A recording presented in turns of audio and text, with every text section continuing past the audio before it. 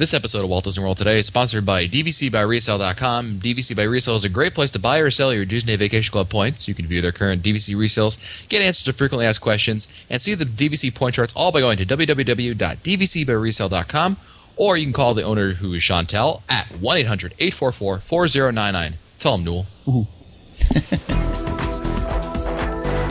This is Walt Disney World Today. Give us 5 minutes and we'll give you the world. It's Friday, June 8th, 2007, and this is episode 267 of Walt Disney World Today. I'm Matt Hochberg from MGMstudios.org. On the show today is Mike Scopa of MousePlanet.com. Welcome, Mike. This is an unholy demon. I am sending it back to hell where it belongs. I am Gillis. She ran. I pursued. The Lou Mangello story. Very good. Very good. One man's dream. Well, you know, the battle came from hell. Where is that from in One Man's Dream? What? Where is that from in One Man's Dream? Well, we could have a contest. The winner who guesses it can be the next person to shave Matt's back. Again?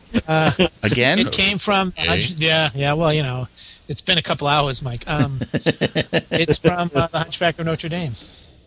That's funny. Anyway. And we also have Len Testa, co-author of the unofficial guide to Walt Disney World. Welcome, Len. Hey, how's it going, Matt? Outstanding.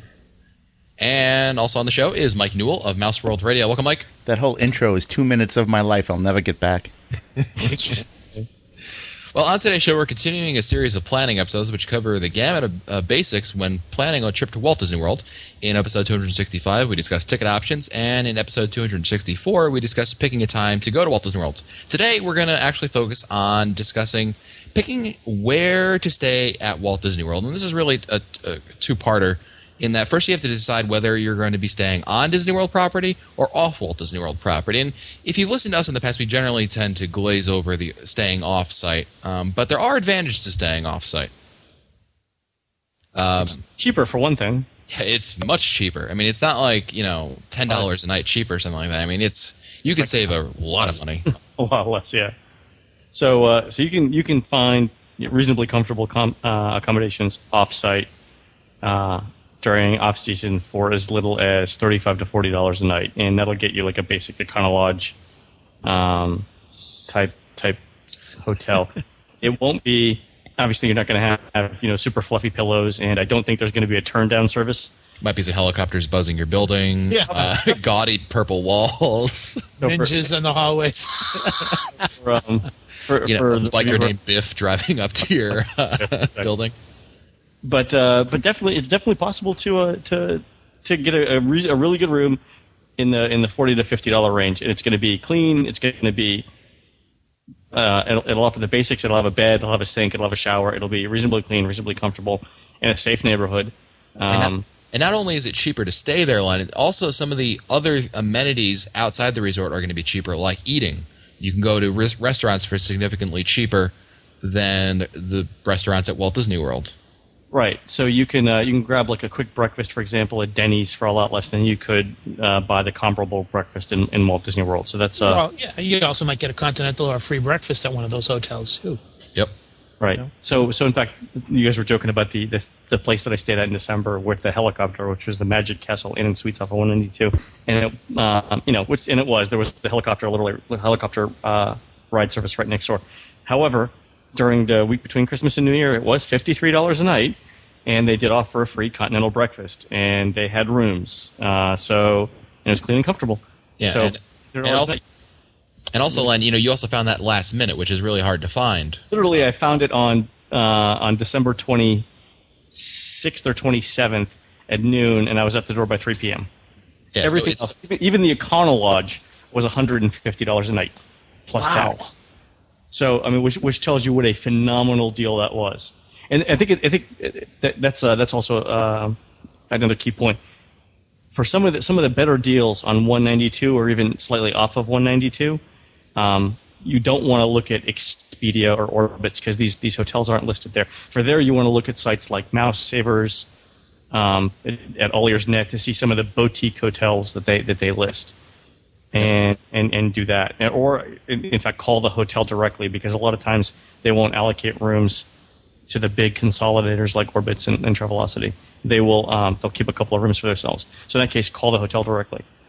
But other than the Magic Castle Inn and Suites on 192, there's the Polynesian, the Econo Lodge Polynesian that's just right off of 192. I've always wanted to stay there, and I can't. It's really not bad. I mean, the staff is helpful. They've got the continental breakfast. It was $45 a night when I was there. I mean, the neighborhood's not the best neighborhood, especially the place like right next door. But I mean, so what I would advise is park the car and have Dad cover you while you run into the. Lay down some covering fire. It's clean. Again, staff is friendly. Nothing wrong with the Travel Lodge itself. It's the place next door that was just a little bit shady when I was there the last time, and they may have cleaned it up by now. But I would stay there again. Yeah. In the mid '90s, one of the more popular resorts was the Holiday Inn Family Suites. Do you know where that's located? Have you ever heard of that? Family Suites. Holiday Inn Family Suites. Okay. Isn't there the Nickelodeon Suites now? Yeah, I was going to say one was converted to a Nickelodeon Suites, but then there's also Holiday Inn on Disney property now. Yeah, but there's also the Sunspree Resort. You're talking about the Sunspree?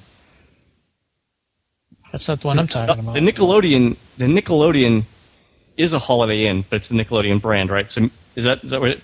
That's right behind. What is that big?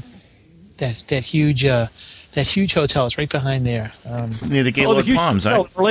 Orlando. Gaylord Palms. Yeah. But that's Nickelodeon. But was that where the Holiday Inn Family Suites used to be? Well, okay. There used to be a Holiday Inn Suites there. Now the Holiday Inn Family Suites.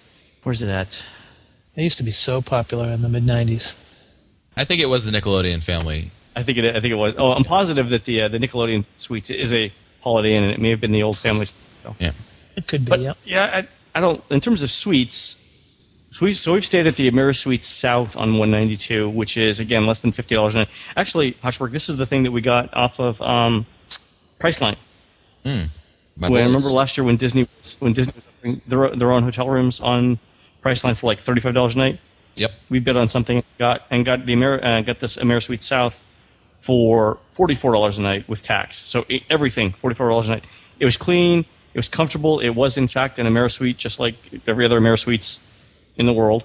Continental breakfast in the morning. I mean, it needed some paint, and the landscaping wasn't spectacular, but $44 a night, baby, and it was less than 15 minutes drive, literally door to door, from the time you got in the car at the AmeriSuites to the time you got out of your car in the parking lot at like the Magic Kingdom was less than 15 minutes. I'll say one last thing about staying off-site. Don't ever stay at a Howard Johnson. Between Len and myself, we stayed at them all, and they're all terrible. I don't want to hear anyone writing, I stayed at this one. No, they're all terrible.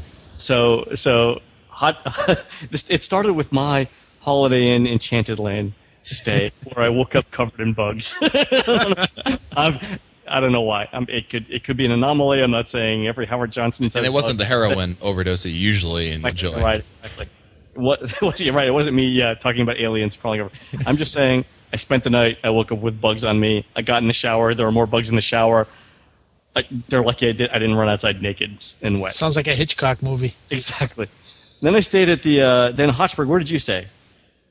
Howard Johnson, Eastgate, or something, Westgate. They're all terrible. And so we don't love the Howard Johnsons. Another thing to stay away from, the Red Roof Inn Kissimmee. Didn't love it. It had actually when we did the hotel inspections for the unofficial guide, it had the oldest mattress we've ever seen in our hotel inspections, 17 years old. So I call up my hotel room inspection person, the person who works in the lodging industry, who's supposed to know this sort of thing, and I say, hey, how old is the oldest mattress? How old is the oldest mattress that somebody should have? And they said, well, maybe 8 or 9 years old, because they're not slept on every day. And I said, how about 17 years old? And she said, the first thing out of her mouth was, do you know how many dead skin cells are in that mattress? and I left because I couldn't take it. This was the day after I did my Holiday Inn, my Howard Johnson Enchanted Land thing. It was just a bad trip. Now, those are the advantages, or in some of the hotels, disadvantages. That's off-site. Now there's the advantages of staying on-site. Scopa, why don't you start off with some advantages of staying on Disney property? Well, one of the things that comes to mind is for those people who do not want to rent a car and who aren't too crazy about staying off the property and looking for a shuttle or taking a taxi. You've got the Disney transportation system, which I'm not that crazy about, but it beats renting a car for those people who don't want to drive while they're down there and want to be a little bit closer to the park. So number one is the transportation. That is buses, boats, monorail, whatever. So that's a big plus, because I think for a lot of people it takes the worry out of driving. They let someone else take care of it for them, and they feel that it's a time saver too. So right off the bat, one of the first factors is the transportation and the proximity to the parks. Yeah, I was going to say proximity is my number one advantage staying on property. You're the closest you're going to be to the theme park. So if you got to go take a break in the afternoon, it's a lot more convenient being closer to the parks because there's less time commuting. Right. Mm-hmm. Well, there's excellent service that you're going to get by staying at Walt Disney World. There's a certain level of service that you can reasonably expect to get at Walt Disney World, and that's pretty standard throughout all the resorts, whether you're staying at a value resort or a deluxe resort. You're going to get great service. The rooms are going to be generally clean and well maintained. So, and you get a better level of theming too in the Walt Disney World resorts. I mean, the level of detail that you see, even in the value resorts, is way better than anything that you're going to get outside of Walt Disney World and all but the most expensive resorts. Yeah, no, the offsite resorts, their idea of theming is a few plastic bushes, and they call it a safari resort. The safari resort. I like that. Hey, let's not forget access to the parks as far as extra magic hours. That's right. You do have the perks, extra magic hours, Disney's Magical Express, which offers transportation to and from the airport to your Walt Disney World resort, and it's currently free right now. So I would say, in Scopa, you can tell me if I'm wrong here, but the on-site dining at the Disney resorts is usually, in most cases, a cut above what you're going to find on-site at some of the other resorts. Yeah, I think what you can add to that, Len, is that you've got more options, you've got more variety, you've got extras that you probably would not find off-site. You could have anywhere from 1 or 2 sit-down restaurants, depending upon if you're near a deluxe. Values aren't going to have any, but right, Value's going to have a food court. But only have one, right? But the value food courts are pretty good. Well, I think Pop is the best food court down there, but as far as the values go. But I think that I think you're right about the dining. You can also, another advantage of staying on the property is if you happen to be in a park and you do some shopping, you can have your package sent back to your room. That's right. What about so we've talked about on-site. What about sort of the middle ground between on-site and off-site, and that's the downtown Disney resorts?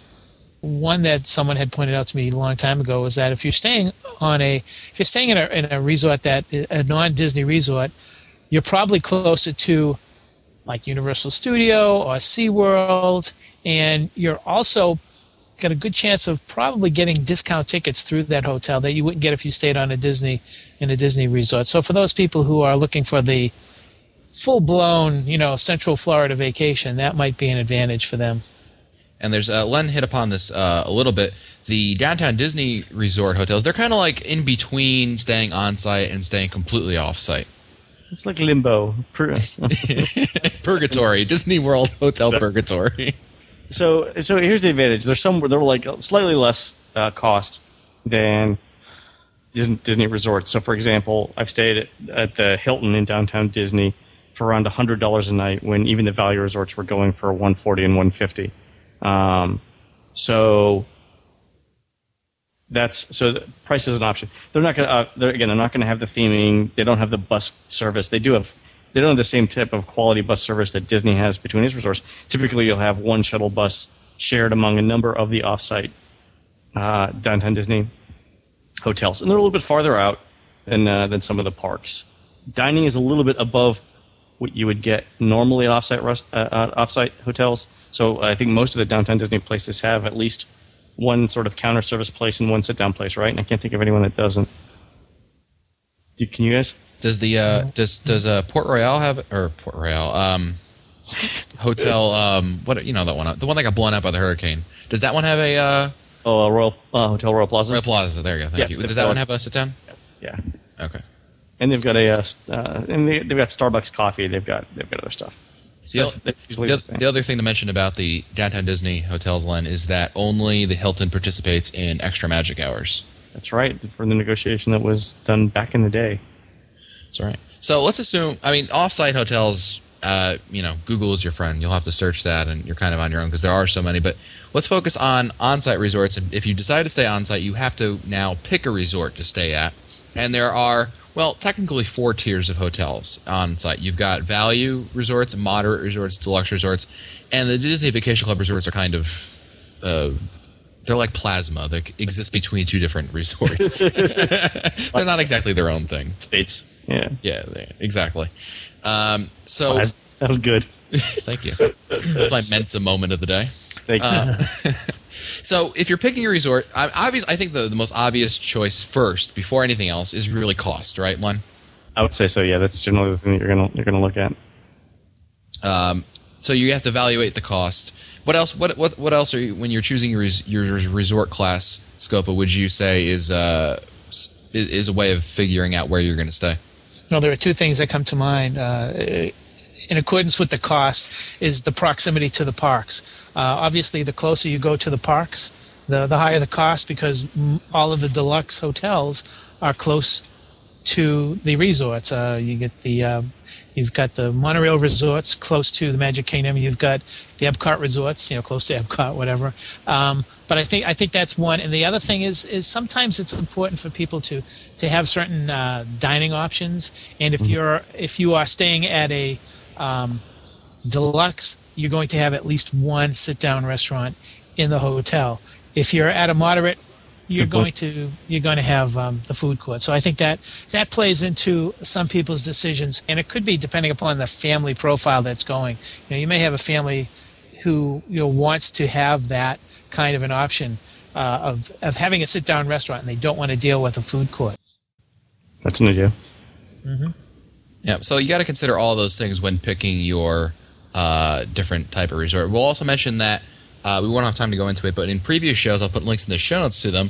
We discussed different scenarios based on the different types of people that are going, and by different types of people, I mean a family of 4, a couple, that's right, a family of 6. So I'll link to those if you're interested in figuring out which resort would probably be best in our opinion, given the different demographic that's there. And the other thing to keep in mind, of course, is that with the prices can fluctuate greatly among the resorts, depending if you're going with the rack rates only or if you're going with an annual pass discount. Sometimes there are discounts that are available to GG, although those have been really downplayed in recent years compared to, I can remember, a couple 5-7 years ago, it was a lot more general discounts available, but they are there. And there's also one more thing. There's the Fort Wilderness campsites, which kind of again exist in. I'm so doing that next time. We should do and get the dining plan. Can you do that with it? I didn't think you could. Yeah, you can. Really? I'm pretty sure Annette. I'll blame Annette if I'm wrong, but I'm pretty sure you told me you can. There are some pretty good discounts available for that Tara weekend. Values are at $79 a night, and moderates are $112 a night. Yes, you can definitely find some deals, especially if you go during the off season. Yep. Well, that's it for us today. Again, this episode of Walt Disney World Today has been sponsored by DVCByResale.com.